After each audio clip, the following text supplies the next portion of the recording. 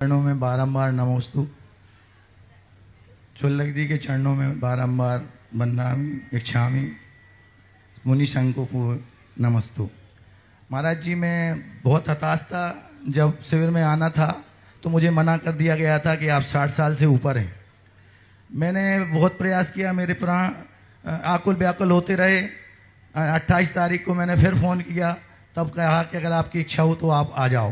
तो मैं तुरंत वहाँ इंदौर से आया और मुझे आज 10 दिन में इतना प्रसन्न चित्त हुआ, इतना गदगद हुआ कि मेरा भाग खुल गया था कि मैं शिविर में आया, क्योंकि मैंने 3 शिविर अटेंड कर लिए हैं।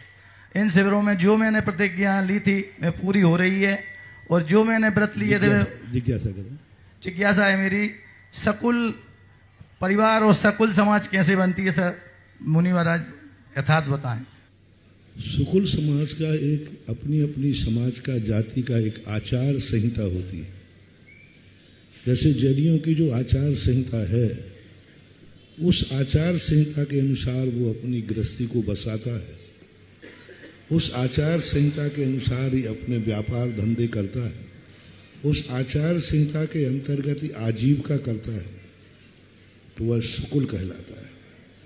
और जो जीवन का लक्ष्य होता है, उस लक्ष्य को जब व्यक्ति पूरी समाज धारण कर लेती है कि हमारी समाज की, हर समाज की एक आचार संहिता होती है, हर वर्ण की आचार संहिता होती है। तो जैनियों की धर्म संहिता नहीं, कुल की आचार संहिता होती है, और वो कुल की आचार संहिता में उसी समय निर्धारित होता है। जिनसेन स्वामी ने महापुराण में लिखा कि सुकुल उसी दिन से शुरू होता है जब गृहस्थ अपने अपने बच्चों की शादी के लिए सुकुल की कन्या को खोजता है।